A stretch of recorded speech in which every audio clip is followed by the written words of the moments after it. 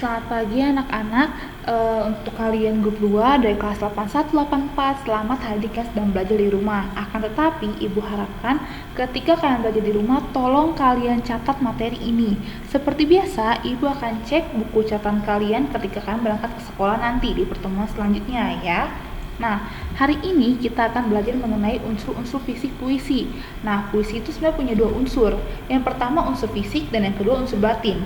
Unsur fisik sendiri ada 6, ini maaf ibu salah ketik. Dan unsur batin itu kalau tidak salah ada 5 ya. Kalian gak usah kaget dulu, tenang saja, kita akan belajar secara perlahan-lahan untuk unsur-unsur puisi ini ya anak-anak. Nah, unsur fisik puisi ada apa saja? Ada diksi, imaji, kata konkret, irama, gaya bahasa, dan juga tipografi. Nah, dalam hari ini kita akan mencapai 2 tujuan pembelajaran saja. Yang pertama yaitu unsur fisik puisi, dan yang kedua yaitu kalian bisa menentukan unsur fisik puisi ini ke dalam satu teks puisi. Nah, unsur-unsurnya yang pertama ada citraan. Citraan ini melibatkan indera-indera manusia seperti mata, kulit, lidah, hidung, telinga, seperti itu. Nah, kan tahu kan apa saja yang sudah kita bahas? Ada 5. Ya, ingat ada 5. Melihat, meraba, merasakan, mencium, dan mendengarkan. Nah, seperti itu. Diksi konotasi yaitu bagaimana suatu kata-kata dengan suatu tema puisi ini mempunyai suatu keselarasan ya anak-anak. Nah, yang ketiga tipografi. Maaf ini ibu tadi acak-acakan. Tipografi itu apa? Contohnya di puisi. Puisi itu bisa menjorok ke dalam, menjorok keluar, tepi kiri, tepi kanan, itu tipografinya. Atau bisa dibilang bagaimana puisi itu dibikin atau dirangkai oleh sang penyair. Nah, yang keempat itu gaya bahasa atau majas-majas, dan kalian tentunya sudah tahu ya. Ada berapa gaya bahasanya? Ada 15. Kita akan belajar 15-15-nya.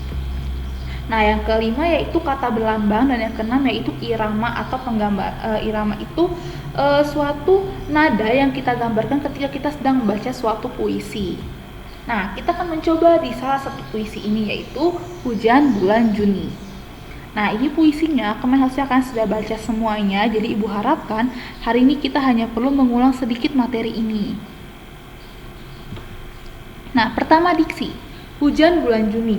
Nah, kalau kalian perhatikan di sini, hujan bulan Juni merupakan tema besar dari puisi ini. Jadi, ketika si penyair ingin menulis puisi ini atau ingin membuat liriknya, maka hal yang pertama ia lakukan yaitu menyamakan suatu tema yang ingin dia bawakan. Sehingga setiap lirik-liriknya ini memang mempunyai tujuan untuk membentuk seperti apa sih temanya yang akan dibawakan oleh dia. Nah, tema ini kan kata besarnya hujan bulan Juni, berarti mengenai hujan. Makanya di sini ada kata-kata hujan, rintik, hujan, diserap akar, dihapus jejak-jejak. Kata-kata itu menimbulkan suatu makna bahwa ini temanya memang mengenai hujan.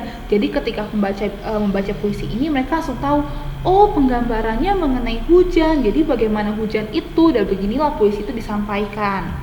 Nah, kedua tipografi. Nah, kalian lihat ya, tadi di sini bentuknya seperti ini. Nah, penyair bisa saja membentuk puisinya menjadi seperti ini.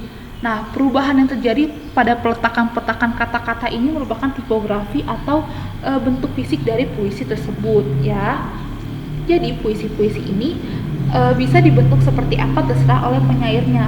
Nah, ibu bisa aja contoh ya. Contohnya jika penyairnya membentuk puisinya seperti menjorok ke dalam pada bait kedua, atau mungkin bisa juga menjorok keluar pada bait kedua. Nah, itu terserah penyairnya.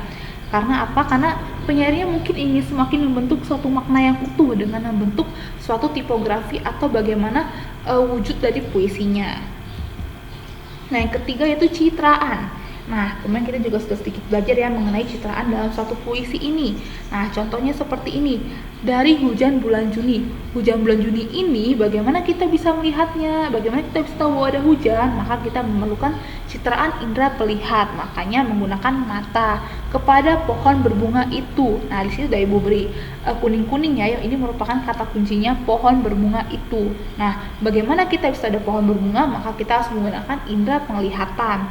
Nah, lalu yang ketiga yaitu dari hujan bulan Juni, itu juga sama menggunakan penglihatan, dihapusnya jejak-jejak kakinya. Nah, ini bisa menggunakan penglihatan juga ya anak-anak. Dari hujan bulan Juni dibiarkannya yang tak terucapkan. Yang tak terucapkan itu kan Kata-kata bagaimana kita selalu ada kata-kata, maka menggunakan telinga, karena telinga bisa mendengarkan suara, karena tak terucapkan ini merupakan suatu penyampaian pada nada ketika kita berbicara. Kalau kita bicara kan ada suaranya, nah kita gimana bisa tahu ada suara? Kita perlu telinga untuk mendengarkan, seperti itu.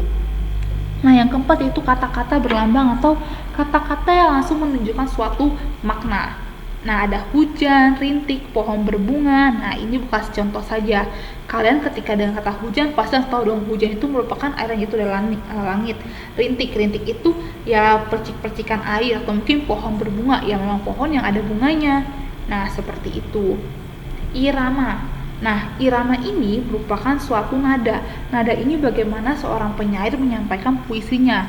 Nah, kemarin kita juga sudah menonton ya sedikit video mengenai hujan bulan Juni ini. Nah, kalian juga bisa tahu ya bagaimana nadanya disampaikan oleh si pembaca puisi tersebut. Nah, tapi kita belum menemukan nih bagaimana sih yang sesungguhnya cara penyampaiannya si penyair ini ketika membaca puisi ini. Nah, kita harus cari tahu lagi nih, kira-kira penyair ketika baca puisi ini seperti apa ya. Nah, ketika ibu cari memang belum ada nih penyairnya bikin videonya mengenai hujan bulan Juni ini. Jadi kita hanya bisa melihat bagaimana orang-orang lain yang mungkin mengenal si penyair ini ketika dia membaca puisi tersebut. Ya, seperti itu. Yang keenam yaitu gaya bahasa. Nah, kita akan lihat ya gaya bahasanya seperti apa. Nah, hujan bulan Juni ini kebanyakan atau mungkin dominan menggunakan gaya bahasa personifikasi. Kenapa? Personifikasi itu kan tahu kan bagaimana sifat-sifat manusia yang dilekatkan kepada benda-benda mati atau mungkin suatu wujud yang mati yang tidak bisa merasakan perasaan manusia, akan tetapi dia dibentuk seperti bisa merasakan perasaan manusia. Salah satunya contohnya seperti ini. Tak ada yang lebih tabah dari hujan bulan Juni. Apakah mungkin hujan bisa merasakan ketabahan? Nah, sedangkan hujan saja turun mungkin karena di awan sudah penuh airnya, makanya dijatuhkan ke bumi. Nah, tidak mungkin hujan ini mempunyai perasaan seperti manusia. Dirahasiakannya rintik rindunya kepada pohon berbunga itu. Apakah mungkin rintik-rintik rindu hujan itu bisa dirahasiakan? Kan rintik hujan kalau turun bisa kamu lihat, tidak bisa dirahasiakan. Nah, seperti itu. Makanya di sini kebanyakan ibu beri personifikasi, karena memang banyak yang menunjukkan bahwa sifat-sifat manusia itu seperti apa, namun dilekatkan nih kepada benda mati atau kepada sesuatu yang mati. Contohnya mungkin hujan atau bulan Juni, tapi dibuat atau dibentuk seakan-akan hujan itu mampu nih merasakan apa yang manusia rasakan. Nah, seperti itu. Nah, untuk kalian yang mungkin saat ini sedang belajar di rumah, ibu harapkan kalian bisa mempelajari puisi, karena dalam mempelajari puisi, pengalaman dalam baca puisi menjadi kunci utama. Kenapa? Karena pengalaman kamu kalau kamu coba baca puisi yang ibu berikan, maka pengetahuan kamu tentang puisi mungkin tidak akan seluas teman kamu yang suka-suka cari-cari puisi di internet atau mungkin cari apa. Nah, semuanya mungkin akan berbeda. Apalagi puisi ini kan bisa menyampaikan suatu kata-kata dengan makna yang tidak sesungguhnya. Maka dari itu pengimajinasian kalian pun harus dilatih. Makanya kalian harus sering-sering baca puisi. Nah, sekian pembelajaran kita hari ini. Bila kalian ada yang mau tanyakan, bisa tanya kepada Ibu Haninya lewat chat, atau mungkin bisa kalian tanya ketika kita belajar atau bertemu nanti di hari Senin ya. Ibu harapkan kalian bisa mendengar video ini dengan baik ketika berada di rumah, karena videonya hanya sebentar anak-anak. Ibu harapkan kalian juga bisa sambil mencatat poin-poin pentingnya saja. Ibu mohon kepada kalian semua. Terima kasih kepada kalian semua. Selamat belajar. Sampai jumpa lagi.